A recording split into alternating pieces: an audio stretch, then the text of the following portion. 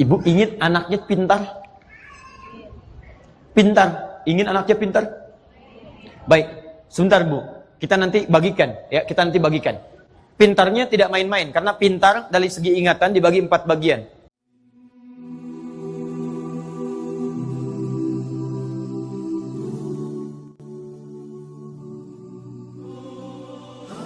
Sekarang pendidikan apa yang diberikan oleh Al-Quran yang harus dimaksimalkan oleh seorang ibu, sehingga ketika rasa ini keluar dan dia hidup, anak kita itu atau anak ibu lahir dalam keadaan yang baik dan punya aktivitas yang baik.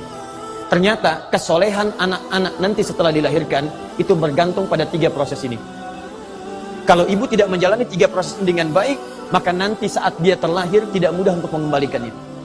Nah, sekarang saya mau turunkan, barangkali ada yang masih dalam proses ini atau yang sudah lewat misalnya, yang nanti akan diturunkan kepada anak-anaknya. Saya cepat saja karena ini bukan bahasan inti kita. 1. Quran surah ke-7 tadi ayat 189. 2. Quran surah 3 ayat 35 sampai 37. Dalilnya di hadis Al-Arba'in saja paling cepat. Nomor hadis yang keempat. Ibu ingin anaknya pintar? Pintar. Ingin anaknya pintar? Baik, sebentar Bu. Kita nanti bagikan, ya. Kita nanti bagikan. Pintarnya tidak main-main, karena pintar dari segi ingatan dibagi 4 bagian oleh orang sekarang. Cepat ingat, lambat lupa. Itu bagus. 2. Cepat ingat, cepat lupa. Agak repot. 3. Awas hati-hati. Lambat ingat, lambat lupa. 3. Itu nggak apa-apa. 4, ini yang agak repot. Lambat ingat, cepat lupa. Saya sudah ceramah 1 jam. Ibu paham? Belum. Masya Allah. Saya ulangi ya. Ya Ustadz. 30 detik lagi saya terangkan. 30 menit saya selesaikan. Sekarang paham? Belum.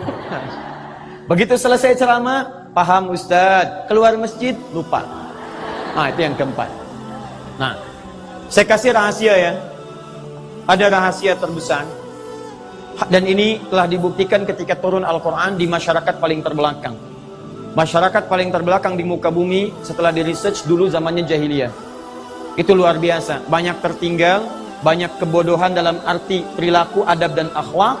Dan mohon maaf, banyak tindakan-tindakan buruk terjadi. Turun Al-Quran, dipraktekkan itu tiba-tiba melahirkan orang yang cerdas luar biasa, bisa menaklukkan Persia, mengalahkan Romawi, dan menemukan banyak penemuan. Apa di antara rahasianya? Yuk kita lihat pelan-pelan.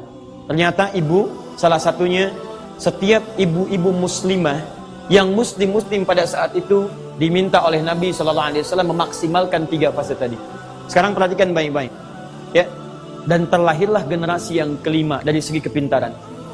Cepat ingat, sulit lupa. Jadi orang yang kelima ini bukan ingin ingat, ingin lupa susah Bu. Bayangkan, mau lupa susah, bukan mau ingat. Ini yang kelima. Apa rahasianya? 1. Dalam masa kandungan,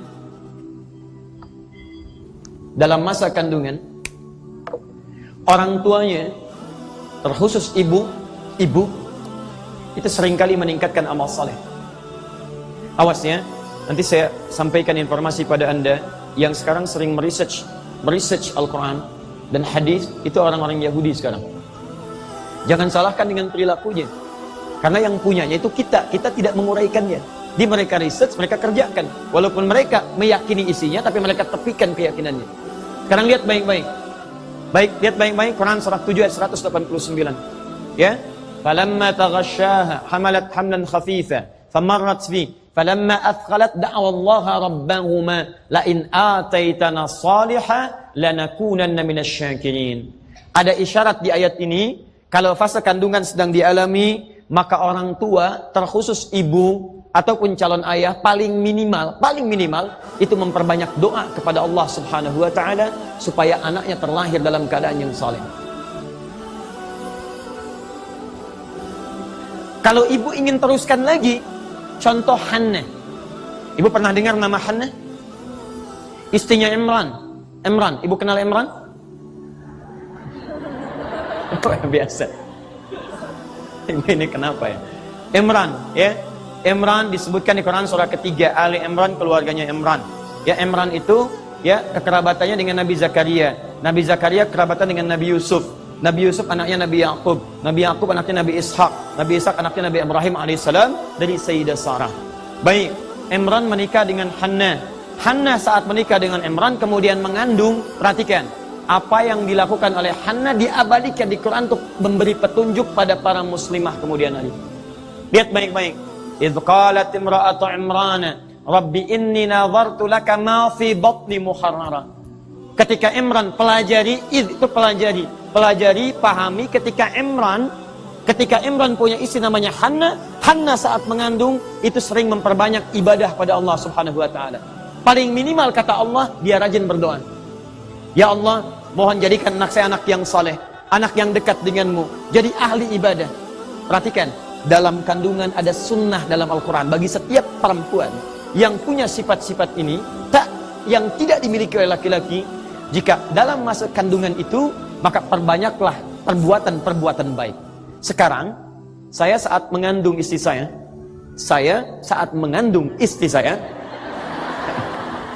baik, saya saat mengandung istri saya, yang pertama, ya Muhammad Hamilul Quran, kami konsultasi pada seorang dokter muslimah. Datang untuk melihat kondisi fisik. Perhatikan apa yang terjadi. Ini kalimat nyata dan saya masih ingat betul sampai saat ini. Beliau katakan, Pak, sudah ada penelitian dokter-dokter muslim se-Asia, ahli kandungan. Dan beliau belum tahu ayatnya. Ternyata kalau seorang perempuan itu mengandung dan orang tuanya sering banyak berbuat kebaikan, terkhusus bagi seorang muslim sering berbuat amal soleh, maka itu akan langsung berdampak pada kandungannya, pada anaknya. Memberikan dampak. Apa yang memberikan dampak itu? Mitokondria, 75% tadi. Dimohon maaf Bu ya, kalau itu langsung diberikan, diamalkan oleh ibu, petunjuknya cuma di Islam. Ibu rajin baca Quran, meningkatkan amal soleh, rajin tahajud, rajin puasa. Demi Allah saya katakan, mengandung, melahirkan, menyusui. Punya potensi di 3 fase ini untuk mewariskan genetik berupa mitokondria, membentuk anak yang hebat. Hebat intelektualitasnya, emosionalnya, plus juga intelektualnya. Tolong manfaatkan ini. Dan kalau ibu berjuang memberikan yang terbaik di masa itu, maka Masya Allah pertaruhannya surga. Wafatnya langsung syahid. Kalau ibu amal salahnya sedikit, amal solehnya banyak, wafat saat mengandung, wafat saat melahirkan, wafat misalnya saat menyusui, maka mohon maaf, itu nilainya sama dengan syuhada. Wafat dalam keadaan syahid seperti orang berjuang di jalan Allah Subhanahu wa taala. Baik. 2. Saya baca hadis sahih riwayat Al-Bukhari di Al-Adabul Mufrad. Pernah ada seorang pemuda, Bu, saking Nabi memuliakan 3 keutamaan ini, Nabi saja memuliakan ibu. Kenapa ibu tidak memuliakan diri sendiri? Ya, cara memuliakan ini maksimalkan dengan memaksimalkan momen itu pada kebaikan-kebaikan. Seorang pemuda ingin berjihad, dia berangkat. Tiba-tiba dilaporkan oleh temannya, ibunya menangis karena belum siap melepasnya. Itu jihad yang taruhannya surga, dipanggil oleh Nabi, pemuda itu, datang sini, kata Nabi. Begitu datang, apa kalimatnya? Pulang pada ibumu, buat dia tertawa seperti engkau membuatnya menangis. Ibu bayangkan, rasa tadi yang sangat dalam, yang pernah mengandungnya, yang pernah melahirkan, yang pernah memberikan ASI, belum memberikan kesiapan dia untuk berjuang keluar, Nabi memindahkan jihad di medan perang kepada jihad di rumah untuk berbakti pada ibunya. Maksud saya, kalau ibu benar-benar memaksimalkan fungsi ini, maka Allah akan rawat anak-anak ibu untuk berbakti kepada ibu di kemudian hari. Sampai Nabi memanggil pemuda itu untuk kembali berbakti pada orang tuanya. Jadi kalau, mohon maaf ya, betul-betul maksimalkan fungsi ini, maka nanti ibu akan lihat di masa depan, anak ibu akan banyak baktinya kepada ibu. Ibu kenal Maryam? Imran kenal, Hannah kenal, Maryam kenal, biasa. Ayo baca lagi Quran surah 3 ayat 35-37. Kan ibunya yang mengandung, ibu yang mendoakan di situ, ibu yang memberikan nama, ya, dengan suami mendorongnya. Dicarikan pengajar namanya Nabi Zakaria, dibuatkan mihrab. Ketika semua itu dimaksimalkan, turun jawaban. Fataqabbalaha rabbuha. Kata Allah, saya terima ikhtiar ibu dan ayah ini, Wa ambataha nabatan hasana. Saya rawat anak ini sampai dia dewasanya. Jadi kalau seorang ibu memaksimalkan 3 fungsi ini, bukan cuma ibu yang berikhtiar merawat anaknya, Allah yang menjaga dia. Ibu bisa jaga anak ibu di rumah, tapi ketika dia mulai sekolah, siapa yang merawat dia di sekolah? Siapa yang memastikan dia punya teman yang baik? Siapa yang memastikan dia bisa jajan makanan-makanan yang baik? Tadi malam kami talk show dengan sahabat kami, ahli otak, ahli saraf, ya neuropsikolog. Ibu bisa bayangkan di rumah saja, itu pengaruh-pengaruh buruk bisa hadir ke rumah. Saat ibu ada di rumah, siapa yang mengawasi dia pegang handphonenya? Jadi kalau ibu tidak serahkan kepada Allah dengan pendidikan yang baik ini, mustahil bu. Mustahil demi Allah saya katakan. Akan ada nilai rasa kebaikan kepada kedua orang tuanya. Ibu pernah dengar kisah Nabi Ismail ketika akan disembelih? Pertanyaan siapa yang mengandung Nabi Ismail? Ibunya, Sayyidah Hajar. Siapa yang melahirkannya? Sayyidah Hajar. Siapa yang memberikan ASI-nya? Jangan ngarang. Karena saat akan diberikan, ASI tidak keluar. Awas, mengarang hanya di pelajaran bahasa Indonesia. Kalau kita harus sepakat, ini pertemuan pertama kita. Kalau tidak tahu, katakan, wallahu a'lam. Siapa yang memberikan ASI kepada Nabi Ismail? Bukan wallahu a'lam. Bukan. Tidak ada. Tidak ada yang memberikan ASI karena tidak keluar ASI-nya. Tapi lihat, Zam-Zam dicari oleh ibundanya, ditemukan kemudian diberikan bagian dari itu, diganti dengan yang terbaik oleh Allah Subhanahu wa taala. Yang saya ingin maksudkan, ibu buka nanti buku yang sangat bagus. Sudah ada terjemahan bahasa Indonesianya. Namanya Al-Akhlaq lil Banin. Akhlaq lil Banin. Untuk perempuannya Akhlaq lil Banat. Akhlaq, pendidikan akhlak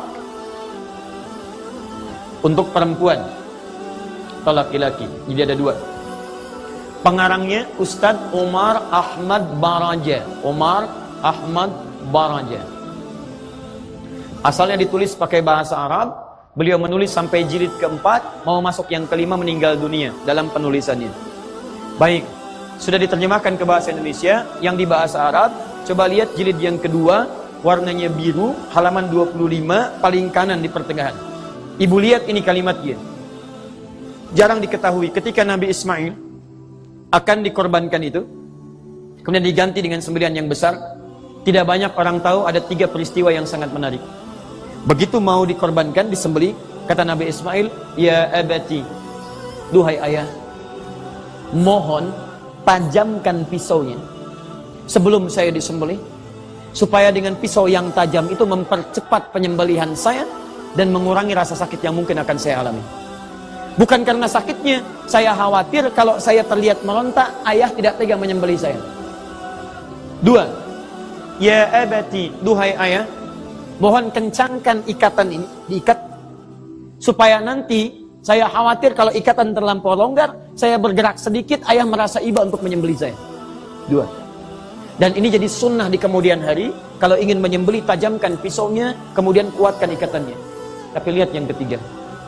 Ya abati, duhai ayah, tolong pisahkan gamis putih yang saya pakai ini.